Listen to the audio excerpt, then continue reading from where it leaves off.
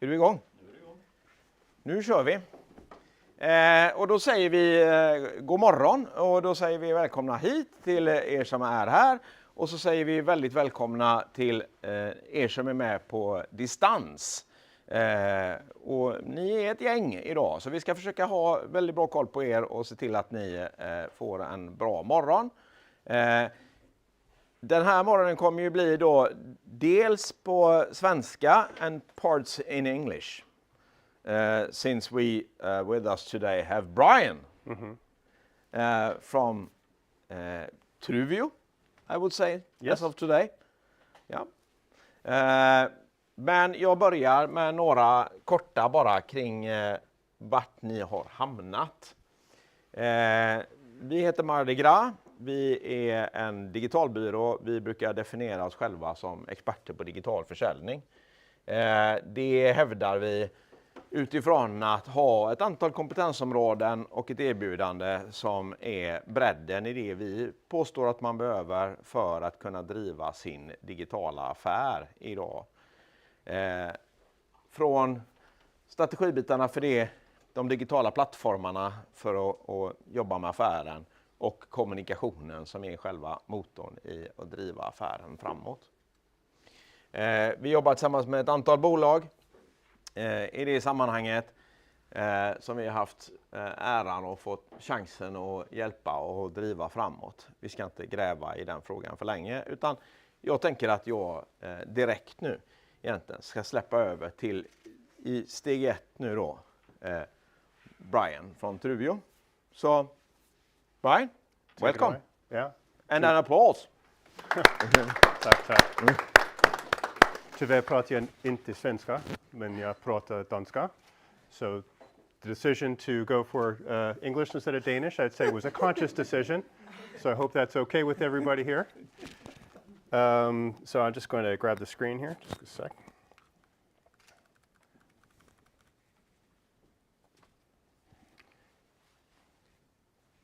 As you might hear, I'm not Danish. I'm actually American. And I've been living in Denmark about 20 years now. And I've been working at Truvio Commerce for about 5.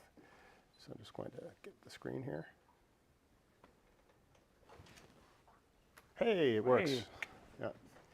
And welcome everybody. Today we're going to be talking about product information management and unlocking the full potential of your product information management. It's a topic that I think is quite important. If you're here in the room today, I think we could say that you're also somehow concerned, are we handling our product information in the right way?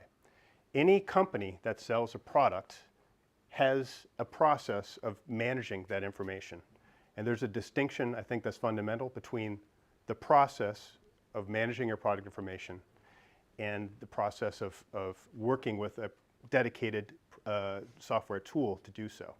So that's going to be part of what we're looking at. So you guys know that product information is important, probably even, because it's something that you require to sell your products. And you may have some ideas of what the business value is. And for certain of you out there, it's probably something that you even have a certain sense of urgency that there's a problem here and that we have opportunity to do product information management in a better way.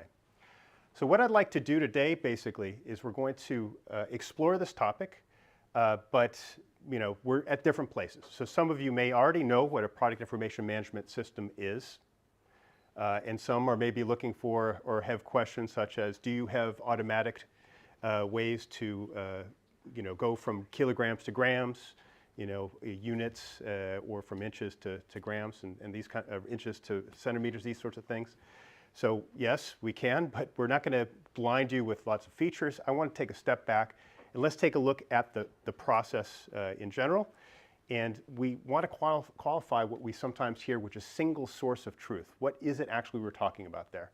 Because it seems like a very kind of just a statement that you throw out, but what's it actually mean? And I won't keep it high level, but I will be doing a little bit of live demonstrations for you today so we could actually get a sense of what it is like to work in Truvio PIM. So this slide I call yes, product information management is important, but there is other things in life than product information management. So this is actually the Truvio product portfolio, and I think we can see that Truvio PIM is over here. This is a part of Truvio Commerce. We're working with a Truvio filling the ERP value gap, which means that people who are using Dynamics 365, Finance and Operations, Business Central, have made a good investment in their ERP system. And I realize that not everyone here in the room is working with a D365 ERP. So I have something I want to just mention with ours. But the principle, first off, with our company is that we're able to automate certain processes and make a better use of the ERP. And we do this through these add-on programs. Now, when we look at commerce specifically, this is something that is happening in a different system. So it's got a browser, and we're working also with commerce, e-commerce and content management. In fact, I'm going to just segue to the next slide. And what I do want to just impress upon you guys is that it's not just D365 ERPs. So if we talk, for example, Monitor or some other different ERP systems, these are systems that we're also used to integrating with. In fact, if you think about product information management, we're talking about working with data sources that are not just ERP systems, but also could be everything from Excel sheets to industry databases. And we also need to get this information out to different channels. So it is very much a discipline, product information management, about integration. So, and we're also going to see in the course of the demonstration today that although we're focusing on PIM, there's also these other components that can help you get value from your product information management, for your product information rather. So the agenda, I'm going to introduce what is the actual problem with product information management. What exactly are we looking at here? And then we're going to go into how we can optimize our product information and the benefits of good product information. And then I'm going to give it over to Una, who's going to, I think you could say, continue to talk about how some of the benefits of that product information could be present. So what's the deal with product information management? First off, it's important to make a distinction here that when we're talking product information management, that we're talking market-facing product information management. So we're thinking everything from I've developed a series of products I want to sell to the market, and I need to communicate this to the market. So this is not a system that is handling different versions of CAD drawings and these kinds of things for engineers. It is really intended for this journey for how we display our product information for the market. Of course, a super important topic, but this is kind of to draw the lines and differentiate from, for example, a PLM system.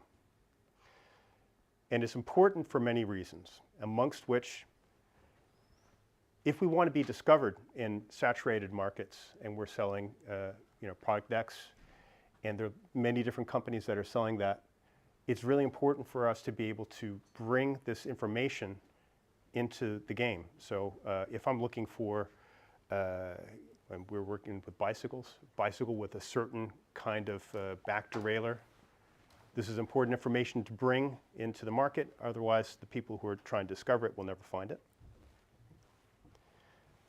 When your customers, your potential customers do find the information, they also need to use the information to buy the product. So I can't maybe buy a product if I don't see an image. I can't buy a product if I don't know that it has the specifications that I need. So this is very important. Another way that product information is important is also ESG regulations in general. There's something called the Digital Product Passport, which may have resonance for at least some of you here in the audience. But ESG, if we just think about that, there's regulatory pressures, and they're only going one way. There's more and more of these regulations where we need to be able to describe our products in more detail. And as I mentioned, we could talk about product information management as a process, and we could talk about it as a software.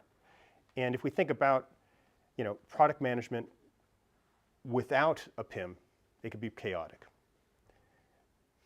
One of the big things is fragmented data. So if you have an image of different Excel spreadsheets, you have some things in your ERP, You have certain information on perhaps your website, and you need to collect it all because you need to communicate this to a certain channel, which could be Amazon.com, or it could be somebody who wants to, a distributor who wants to sell your products. This is a problem. And this is the classic problem. You can say the core issue with what we're trying to solve with product information management system software. Sharing data, that's also problematic because, I mean, how is it that you're going to share this information with different kinds of channels? And the ERP, which is certainly central, and is also part of the agenda today, is like, what is the relationship between them? It can't handle this complexity at scale. So there's certain things that we could do about this, but it can't do it all. So let's take a quick look at how we can optimize product information management. I have this slide that really, I think, represents kind of the start scenario when you're considering doing a product information management project. Because you're starting with different stakeholders that have different needs in different kind of roles in terms of getting the product information together. So someone in finance, someone in product management, someone in marketing. They've got translations, texts, prices, customer-specific prices, technical specifications, all these things, right? Now, on the right-hand side, we're trying to get this all out to a omni-channel market.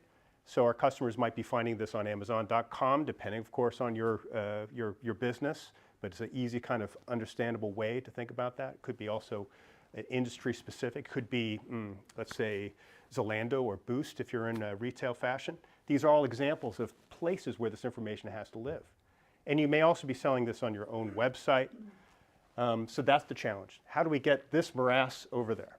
We know that the ERP is a part of the picture, but it's not the entire part.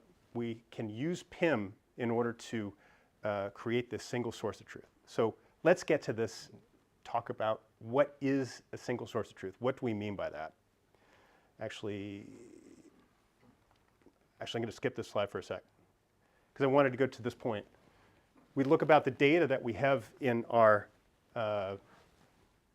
ERP. We're talking about stuff like reporting categories, where I want to do financial reports on the sale of the products. I need to, of course, have some kind of identification of what the product is. So product number and at least an internal product name, pricing, unit of measure, things that have to do with how we sell, how we ship the product. These kinds of what we could call transactional elements should and will always be somehow in the ERP. That's the proper home for that information. On the right-hand side, you can see all these different things that we feel is proper to have in a PIM system. So presentation categories, this is say, your e-commerce menu. Technical specifications. I don't need to know what the wheel size is necessarily to know that I sold 20 of them at 300 euros or whatever it is. But your customers, they need to know these technical specifications. Product variants and relations. Marketing text translations, and also SEO, SEM, or what we could call, sometimes it's called AI optimization, or basically we're talking about large language models and how they explore, which is going to be something that we're going to pick up with Uno. Images, PDFs, videos, all this rich information, this belongs here. So what's the deal? Well, what we want to do is we want to bring this information into the PIM system so we can basically channel this further off to the different channels. That's the basic idea. And sometimes we want to bring this information back in. So it could be a technical specification that's actually useful for doing, and we see this is actually a logo for the Copilot. So in the D365, we have artificial intelligence, which is something that can actually utilize some of this technical information. Now I'm going to do a showcase, keeping a little eye on the time. And I'm going to show you guys a little bit about how we work with product information management in Truvio PIM. And in fact, let me just first off start and just hone in and so show you that what we're seeing here in the left-hand side, this is the entire suite. And the product that we have, again, is also something we could use to make websites and so forth. But if I log out, and I'm just going to sign in as a PIM editor, you can see that we could tailor this experience for somebody who's working specifically with the PIM product. And this could also be, if you think about different roles that you have at your company, it's typical that, you know, and probably a lot of you are here working in marketing, so that you kind of get the job to deal with everyone's information and try to work it all through. It's like, well, actually, if you make a role for your product management team and say, please fill out these technical specifications, you could actually create this so it's a role-based dashboard that they're going to see. They don't have to worry about any of the other stuff, images and so forth, just the things they need to do. So that's an important point. And what we're seeing on screen is, of course, a dashboard. And I just want to orient you here at the top left. We have new, indicated with 1, and then we have something with technical enrichment, we have something with marketing enrichment, and we have something with publishing. So this flow is basically we have to worry about onboarding our products or importing our products from the ERP, but it could also be from different Excel sheets. If we're working as a wholesaler, perhaps we have 10, 20 different Excel sheets that we need to get in with information from our vendors. Working through in a process of enriching the products, and then publishing, making these available for the market in various ways, such as the e-commerce web shop, such as Amazon.com or print catalogs.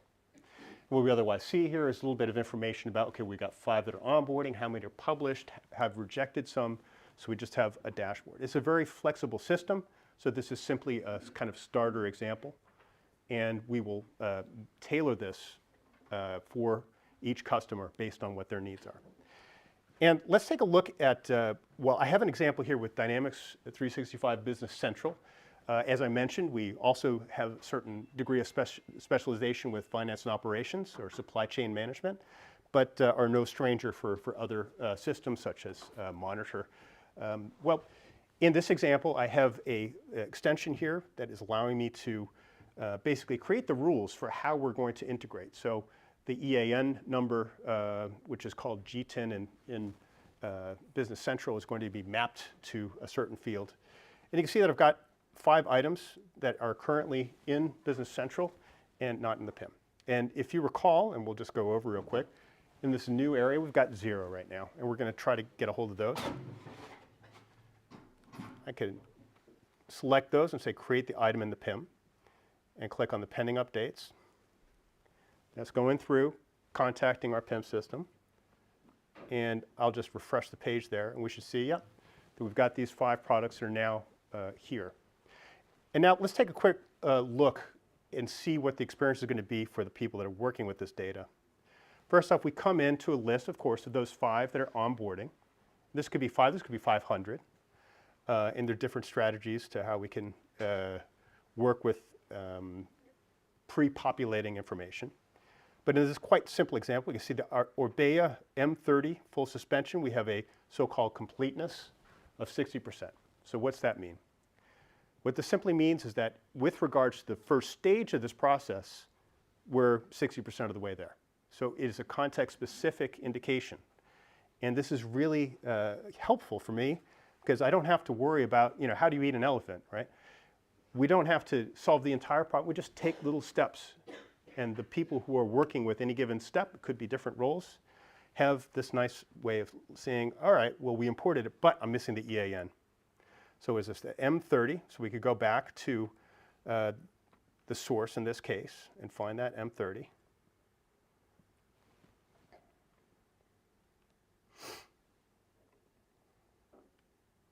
And that's the GTIN, that's the one that we're missing. So I'm going to just type in a number there. So that value is now there in the ERP. And I'm going to just, for the purpose of the demonstration, click the pending updates. And then what we should see here is that Orbea M30 is now 80%, and that EAN has been filled out. When we're working with the item card, that's the details, I also want to point out that we have the ability to tailor the view that you have in these different workflow stages, which is super useful because instead of a whole laundry list of everything that this product contains, and believe me, there's a lot of information, I guess you guys know better than anybody. we're just focusing on this. So we can see, all right, there's that value of the EAN. And note that it's gray. That means that we've actually protected this so I can't accidentally write over. And yes, there is a contract here basically saying that they're master values that we have in the ERP. We're reading them in the PIM system. And then we're going to add information for the market, things that we don't necessarily need to bring back to the ERP. So if we take a look at the next step, and I'm just going to, for the sake of time, kind of dive into a couple of examples here rather than taking us through an entire workflow. Hopefully you'll have plenty of time for that when, when you do your own project. Here we have a couple, and we can see we have a completeness now, which is in a different workflow stage because we're worried about technical specifications in this case.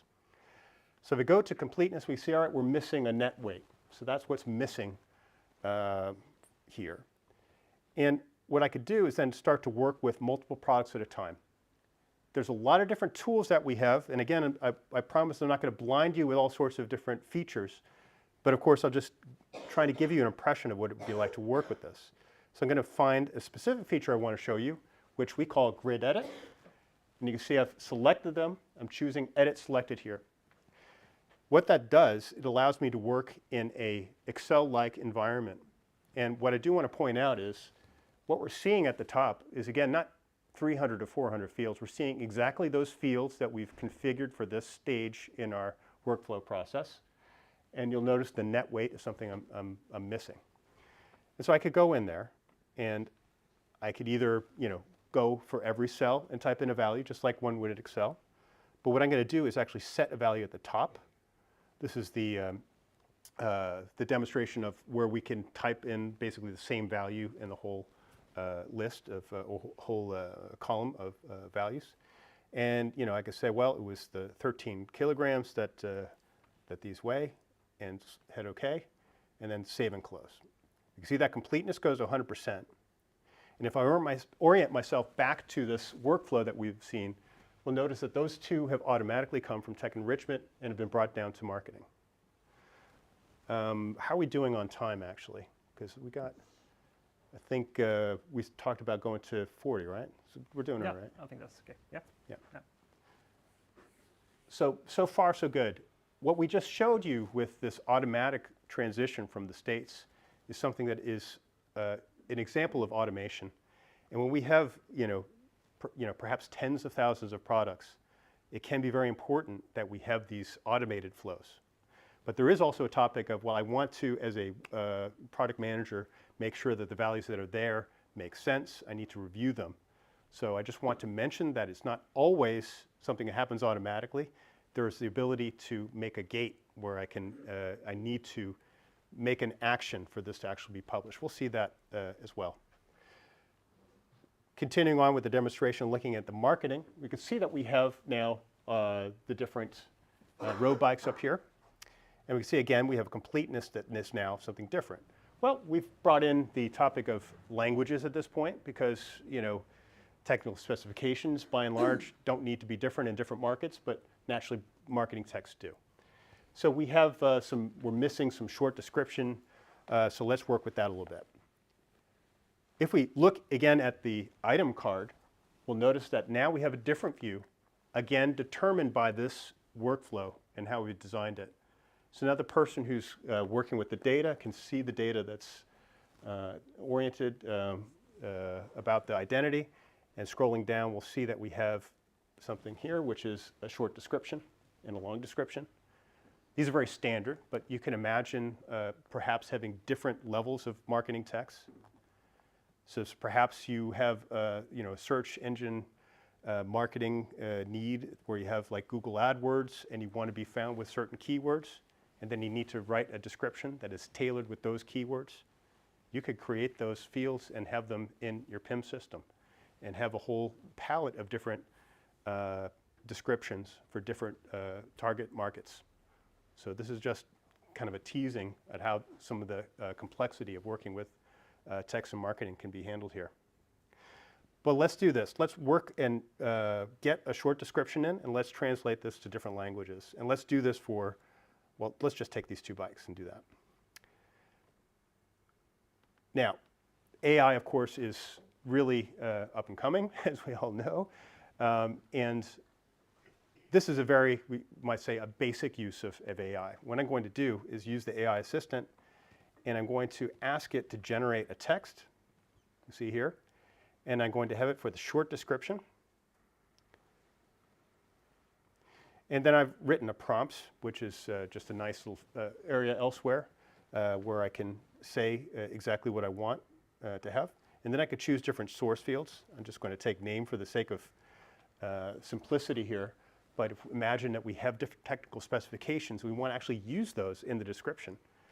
This is really nice because it does save me quite a bit of time. Because think, I could generate these short descriptions for, again, multiple products at a time and work from there. So I'm going to go ahead and just say generate. We'll see that 71% now should jump to, jumped to 76. And we can indeed go in and see that the short description is there in English. And we could, of course, go in and review this. We can see that that's there. So far, so good. Next topic is translation. So how are we going to be able to translate these into the different languages? We work with a couple of different translation services, Google Translate and one called DeepL or DeepL. And the idea here is simply that we take the source field, which is the short description. And then I have the original language where I've just generated this text, and I like to have that in Danish and German.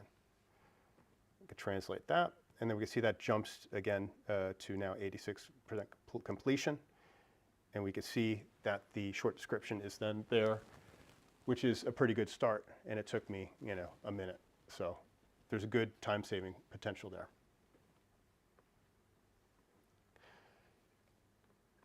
Jumping back to this last stage, publish, and I kind of already made my point here, just with regards to the editorial control that you need to have for releasing different products.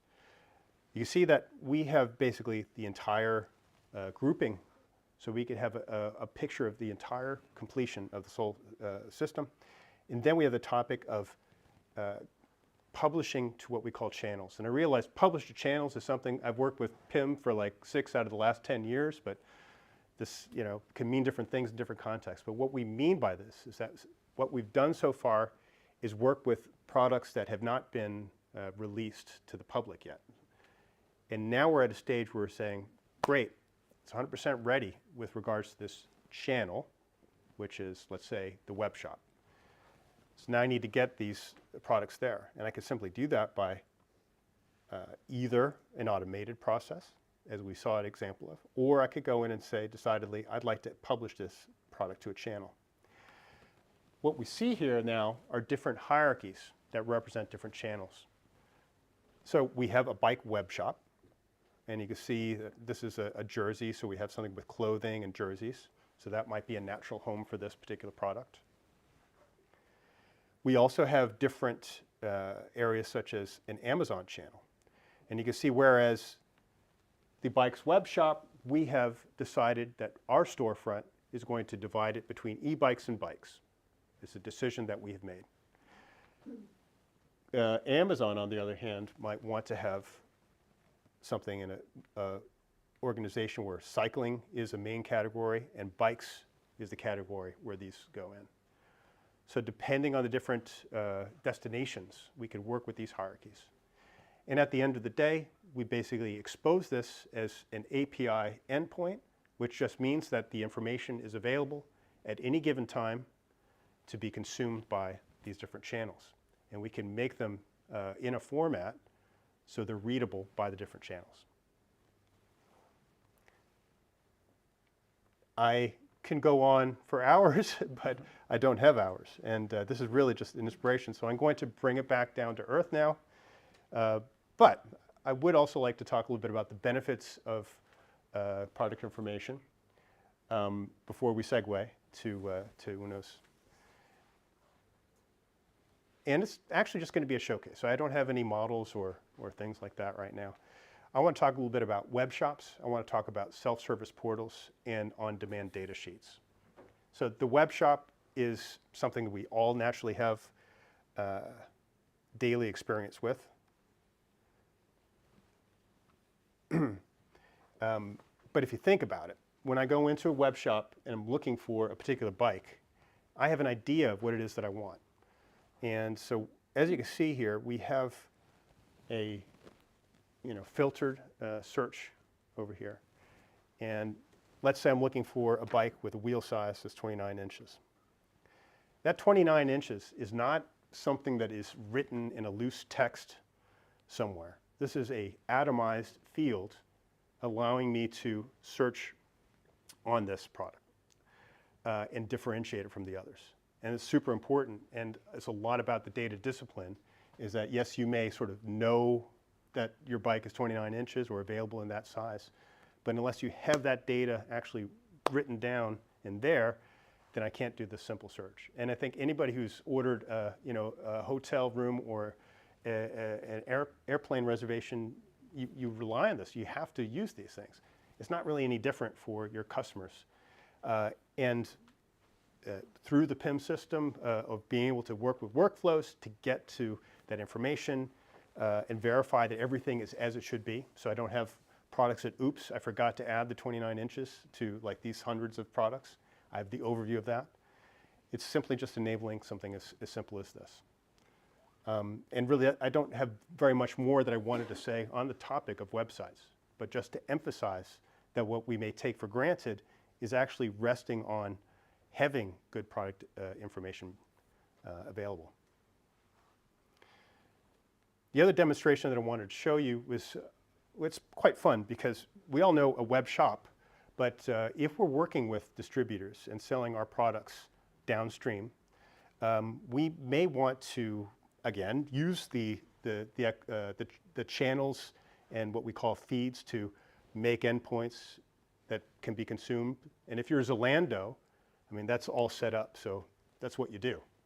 But if you're sort of a smaller mom and pop shop and you need to get some information, that could be, you don't really have the resources to just make an API and get the information. This is what this solves. Instead of them calling your customer service and saying, hey, we need this information about these products.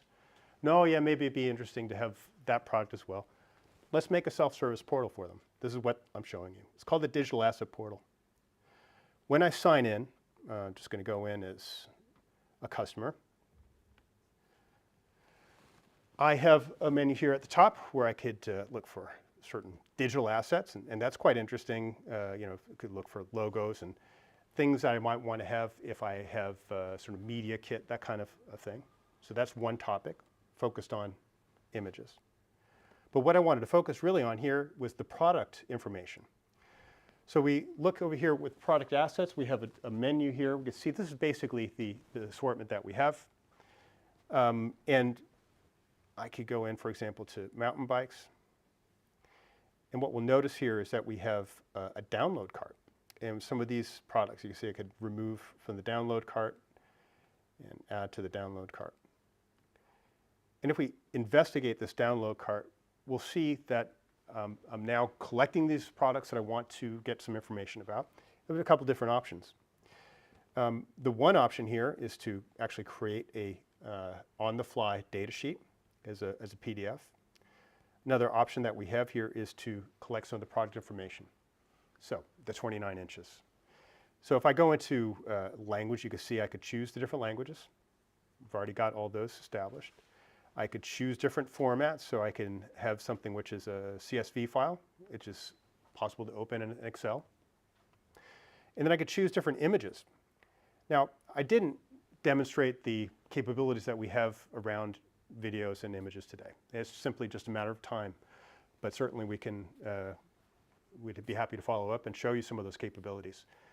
But what I can tell you about different images is that I could have different categories of images. If we imagine sort of white images, transparent images on a white background, that kind of thing, or images in use in the field, or other topics such as certification, documentation, user guides in different languages. These are all the things that we can work with in this product asset. So you say, like, I need the images and the product detail images.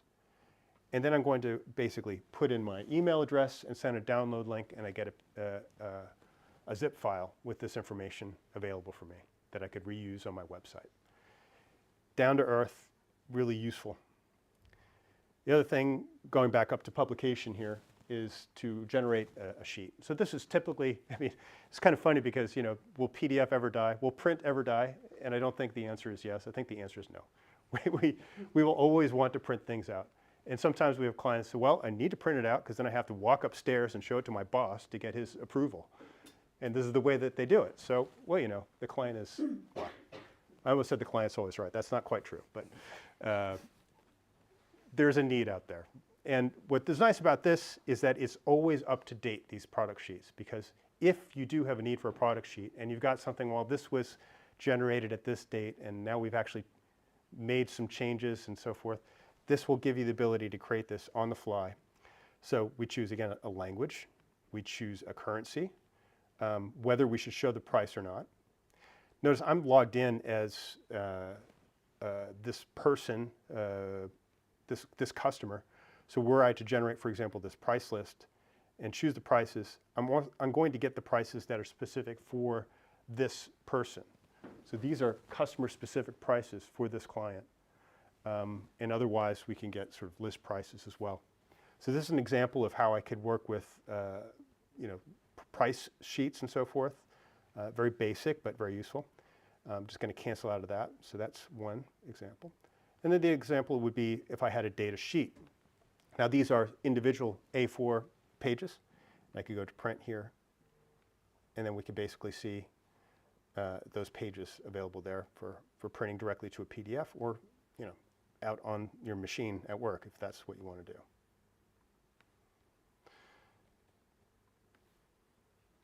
So to wind up, before I give the word over to Uno, I want to talk a little bit more about AI. And the reason I want to do that is that we're actually at the cusp of a lot of things that are going to be changing really quickly. And at Truvio, we have what you might call an initiative called Truvio Sense. Because in all the different products, we see opportunities to use artificial intelligence, LLMs, to increase the productivity for our clients, from, you know, accounts payable to product management of project management of, you know, manufacturing processes to e-commerce. So this is what Truvio Sense describes. And we have what we call an MCP. Now, not to get too much into the details, but an MCP it's been described kind of as like the USB-C of AI, where you kind of plug it in and you're able to use this MCP way of structuring your data, or having, in other words, the agent is talking to our MCP, which then talks to us.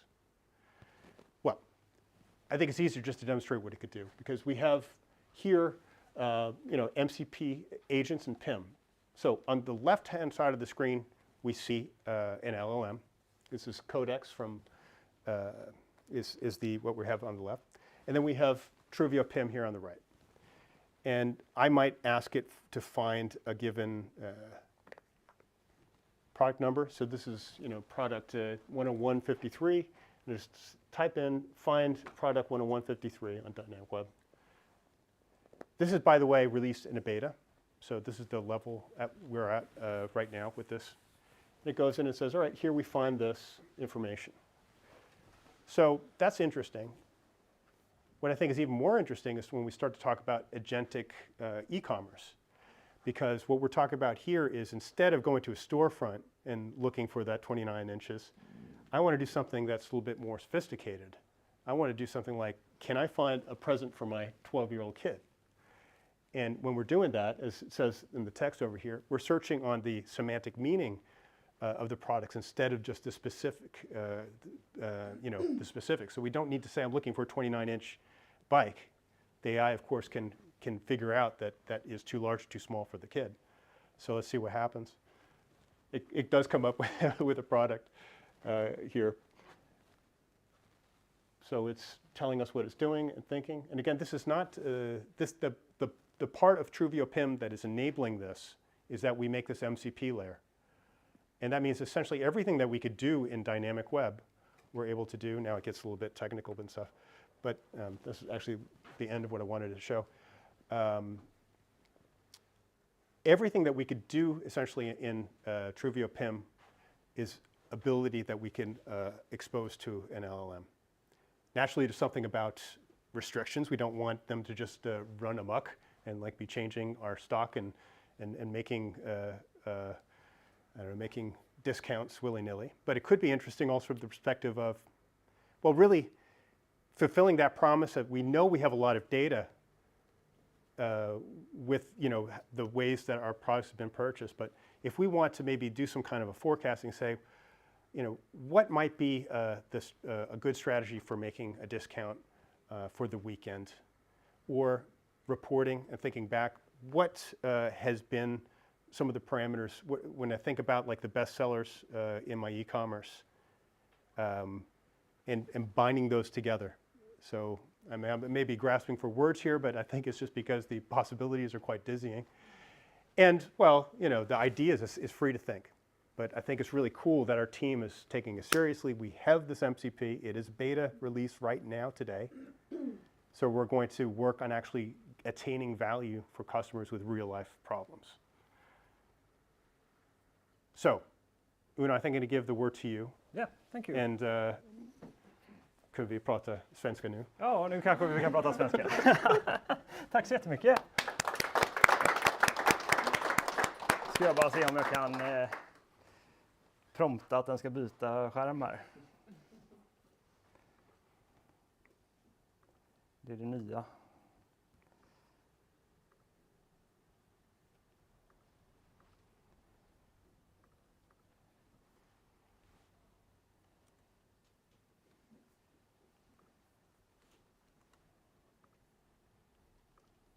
Sådär. Yes. Tack så jättemycket, Björn.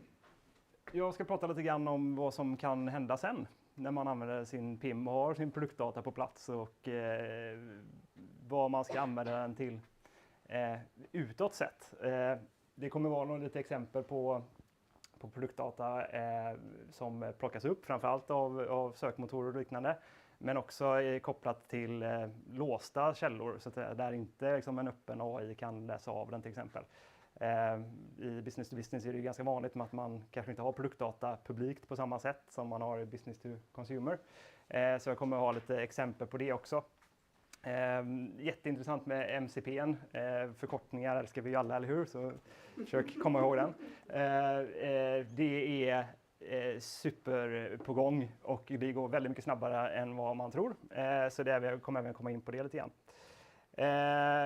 Nu tycker jag det här är så mycket mer intressant så jag glömmer prata om mig själv, men för er där borta, så ni som inte vet vem jag är, så heter jag Uno och jobbar som Head of Media på Mardi Gras. Men är också väldigt, väldigt insatt i tekniska aspekter och jag tror when we spoke, Brian, we talked about being a bridge between the very heavy technical stuff and the not so technical stuff. And I think that's a quite good description of my role as well. Jag går fram och tillbaka över utvecklarön och det verkliga fastlandet. Så, vi ska börja med lite grann hur läget är, och jag började skriva den här läget idag, men jag inser att det är inte idag längre, för det är redan igår. Så vi har redan sprungit vidare. För PIM med väldigt, väldigt mycket bra strukturerad data hjälper redan idag om man använder den rätt. Här är ett exempel liksom på hur Google plockar upp strukturerad data som inte är upplockad från liksom vad du ser på webben, utan den är upplockad på den bakomliggande datastrukturen som ligger i produkterna. Vilket gör, om jag söker på sjukt fina skor, så får jag upp de här sökannonserna på sjukt fina skor. Smaksak. Och det är ju inte alls så att när jag kanske klickar på den här Mixed Brands, Flat Buckle, Shoe, Beige, vad det nu är för produktdata som definitivt behöver skrivas om, så betyder inte det att det är så det ser ut när jag kommer till webben. Där kanske det står någonting annat. Någonting annat beskrivande. För att den datan Google plockar upp är den strukturerade, korrekta datan. Och det du ser på webben och visar sen, det väljer ju den som gör webbshoppen. Så det finns mycket, mycket mer data bakom produkterna mot det du kanske nödvändigtvis visar. Och så här ser det redan ut. Här är en bild från Google i lite grann hur det funkar. Där man på sin webbplats mer eller mindre plockar in datan då från sitt PIM eller e-handel eller liknande och berikar liksom sin produkt med mycket mer data än vad som nödvändigtvis behöver synas. För att Google, du vet ju inte vad folk kommer leta efter. Det är ett bra exempel här med cykeln till exempel, att jag vill ha en cykel till en 12-åring eller jag vill ha en cykel med 29 tum eller vad det nu kan vara. Och för att inte behöva skriva ut varenda ord i hel löptext liksom, i din produkt så är strukturerad data väldigt viktigt. Det finns ju hur många olika sådana här, det här är bara exempel på recept då, på Apple Pie by Grandma. Den ser supergod ut. Så det här har funnits, och det här har funnits i säkert, jag vet inte, 10 år nu kanske. Så är man liksom inte igång med det här redan, om man har en webbhandel som syns utåt, så är man lite efter. Men det är oftast är ju många e-handlare har ju det här redan integrerat i sina plattformar och så det är inget problem. Men det gör också väldigt, väldigt stor skillnad när man väl syns i Googles sökresultat. Så får du upp en sån här liten rich snippet som Google kallar det, eller rich result, så ökar liksom möjligheten att någon klickar på den markant. Från någonstans standard på 2-3% till upp till 8% i click-through rate om du dyker upp i sökresultaten. Om du då har en sån här box som på något sätt kan visas då, som är genererad av strukturerad och korrekt data. Så där är vi liksom redan, och det här har ju redan funnits länge. Och en annan sak då som händer väldigt, väldigt mycket, där vi också redan är då, det här med att prata om idag och igår. Det är ju att B2B-köparen bara blir yngre och yngre och beteendet blir bara yngre och yngre i det här. Och det pushar ju även på hela liksom utvecklingen av hur vi handlar saker och hur vi köper saker. Vi kan gå in lite grann på det. I snitt är det 7,5 personer i beslutsgruppen för en B2B-affär. Så ganska komplext. Det är många som ska tycka till. Det är många som ska godkänna och det ska gå igenom en lång process. Vad som också visar sig nu då, det här är från Sopro från 2025 tror jag. 75% av B2B-köparen föredrar att köpa någonting utan att ens prata med en säljare. Man vill liksom inte prata med en säljare alls längre. Man vill gå in, man vill kunna hitta exakt den produkten du vill ha, gärna till bästa pris, och sen vill man bara kunna köpa den. Det är köpprocessen på nätet idag, jag vet inte hur mycket, vissa kanske gillar det här med att typ ha miljoner alternativ. Jag själv hatar det, jag kan knappt köpa någonting på nätet längre. Det behöver ju bara, ge mig bara något. Det är mycket roligare att köpa väldigt, väldigt specifika grejer som bara en enda tillverkare har, för då är det enkelt. Skor tycker jag är det värsta som finns. Och det som det här leder till, det är ju att 73% av, och det här är B2B-affärer, de liksom är här. De väljer en vinnare innan säljavdelningen har involverats. Sen kanske de måste gå via sälj. Och då är de sura och ledsna. Fan också, jag har ju redan bestämt mig. Kan inte bara få ett pris och en köpknapp. Så det här är liksom ett beteende som förändras ganska mycket. Sen hjälper det inte då att AI kommer in och pushar där ännu mer. Sökresultaten blir bara mer och mer orelevanta egentligen. Det handlar ju om att synas i sökresultaten. Så man använder jättemycket AI för research hela tiden. 86% är redan den siffran uppe i. Också här är B2B-försäljning då. Så man kan ju tänka sig att det vi ser i och för sig, för det börjar nästan bli irrelevant att prata B2B eller B2C för att beteendet går ihop. Det är väldigt, väldigt lika idag. Det finns inte så stor skillnad som det varit tidigare. Så även här kan man applicera de här siffrorna oavsett egentligen. Här är också ett exempel på detta när vi kommer in i AI overviews som Google kallar det. Dyker upp en sån för dig så sänks klickgraden med enorma mängder för de som syns här nere. Endast 60% idag klickar på en länk överhuvudtaget.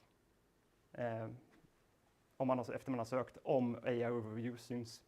För du får ditt svar här direkt på en gång. Du behöver inte klicka på någon länk längre. Så det här med att liksom ha en webbplats, värdet av det, att ha en webbplats för att synas på Google sjunker ju ganska fort. Du behöver ha en webbplats som Google kan läsa av, som Google kan hitta information på, som Google kan göra tillgänglig i sin modell. Det är mycket, mycket viktigare idag och framöver än att bara satsa på att synas i sökresultaten. Och där är det också jätteviktigt då. Jag kommer lite grann till det, att datan du har på din webbplats och syns som kan läsas av är korrekt. För de här AI-modellerna är ju liksom inga riktiga människor. Precis, det var lite det jag sa. Ranking blir relevant och det handlar om liksom inkludering i AI, kunna bli upphämtad och kunna synas i de genererade svaren. Men sagt, AI är inte magi, det är bara liksom, det är ettor och nollor. Det är liksom det kokar ner till hela tiden. Jag har ett litet exempel här från en YouTube-kanal, Dave's Garage. Han rotade fram sin gamla PDP-11 från 1979 och kör en GPT 5.5 tror jag det är, han kör på den. Den är ju långsam som fan, men det är ett jättebra exempel på att den här maskinen kan köra samma modeller som Googles megadatacenter som kräver 3 kärnkraftverk för att driva. Google gör det snabbare, men ettorna och nollorna är samma. Så om man är intresserad så gå in och kolla Dave's Garage. Den är också superfin, mycket snyggare än de här skittråkiga datacentren som byggs idag. Det här är liksom, har ni sett gamla sci-fi-filmer? Man blir ju bara...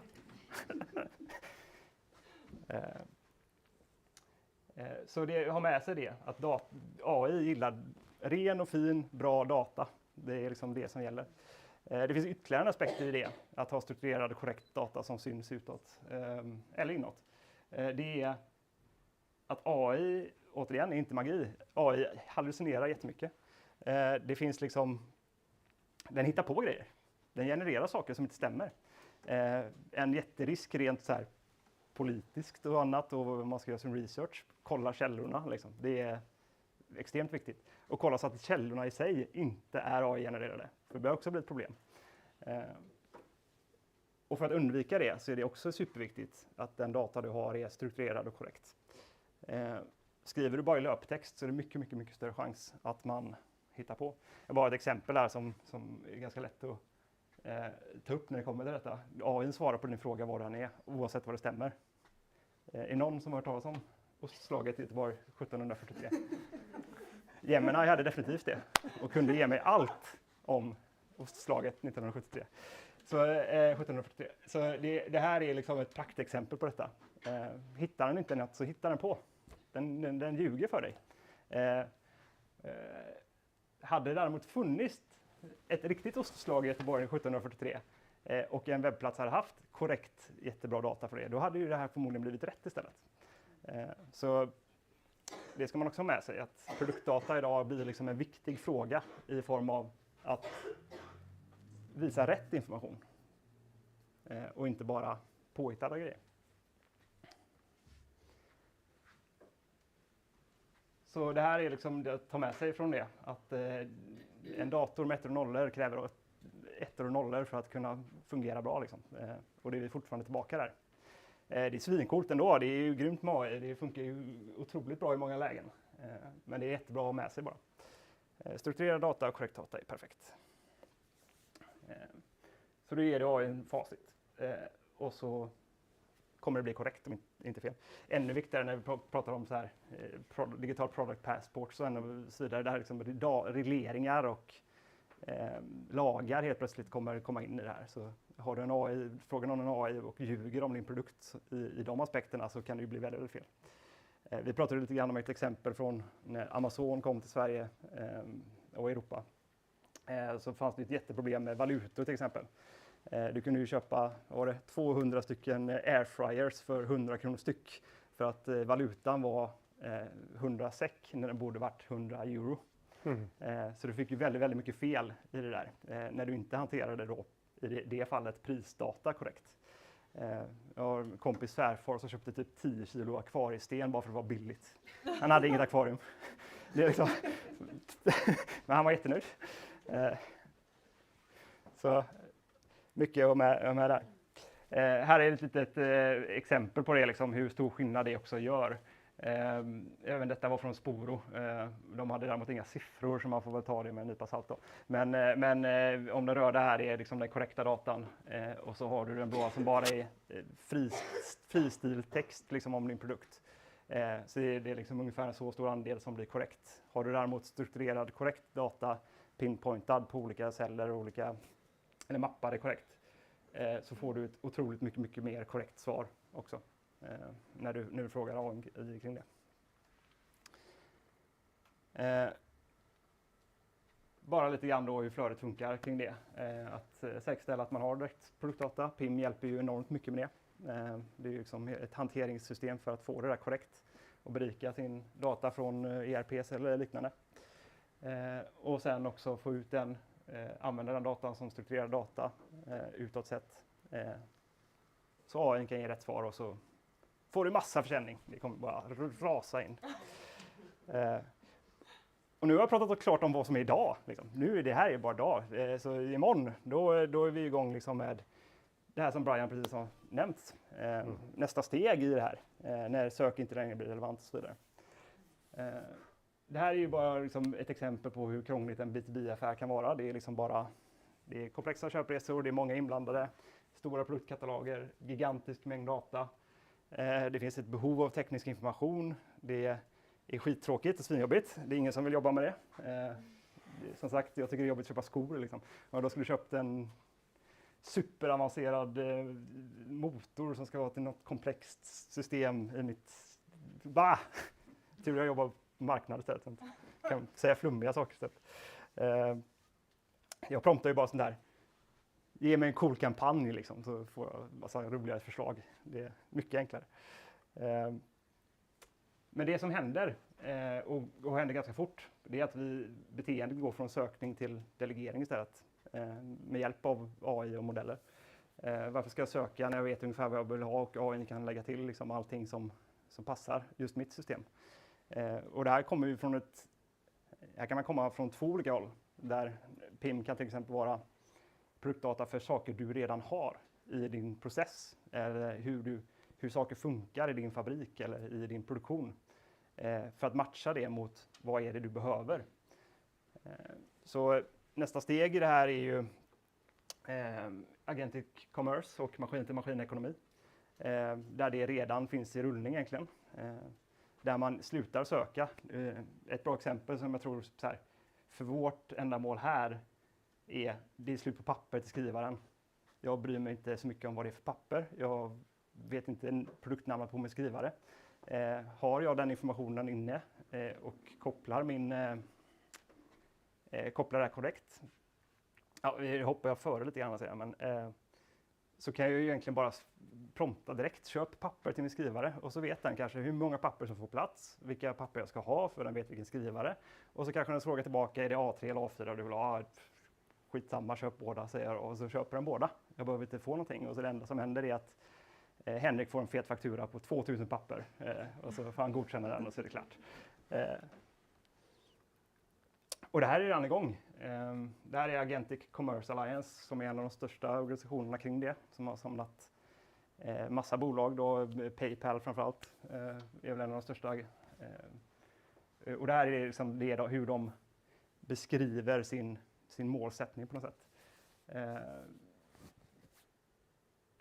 Ja, jag behöver kanske inte läsa upp hela den, ni ser va? Ja, och så lång och krånglig. Du har bara en minut på dig. Ja, men jag lovar att gå över tiden så det är ingen fara.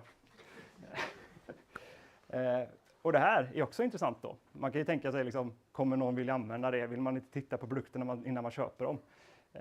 Men enligt Agentic Commerce Cheat Sheet for e-commerce leaders of shopware så är 24% av alla köparna redan öppna för att bara kunna köpa med AI direkt och hjälpa dem med hela transaktionen. Och ett bra tecken på det är väl liksom hur enkelt det är och hur ofta man använder Klarnas liksom buy now, pay later liksom. Vem orkar skriva in ett kreditkortnummer nu för tiden? Man lägger ju nästan ner hela köpet om man ska behöva göra det manuellt. Så det går jättefort. Och till hjälp på det här då, så har vi liksom de här MCP-erna som Brian pratade lite grann om då. Det här är liksom det man behöver bygga då, helt enkelt. Så att jag direkt från databasen i det här fallet som är produktdatan eller PIMet eller när man får upp allt det.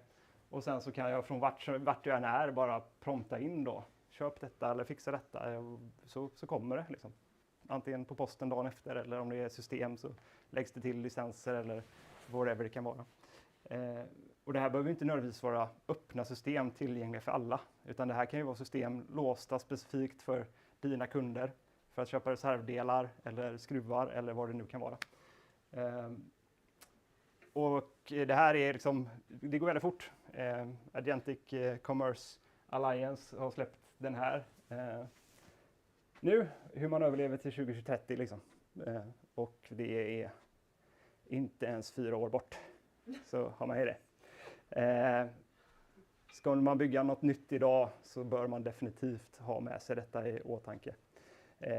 Och det grundar sig hela tiden, hela vägen bort till att produktdatan är korrekt, finns strukturerad och går att läsa. För annars kommer det här bli fel. AI gör ju också fel. Liksom. Inte lika mycket fel som människor gör, men den gör också fel.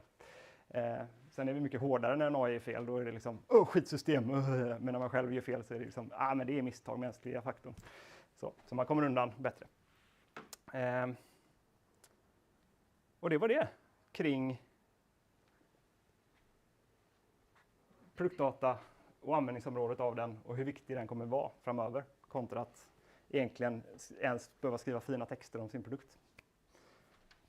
Har vi några frågor på det? Jag gick bara över 1 minut så det är lugnt. Om ni har några frågor på länken? Nej. Då tackar jag så jättemycket för mig och kul att ni har varit här och ni också på länken. Har du några avslutande ord? Nej? Nej, då så. Då syns vi nästa gång.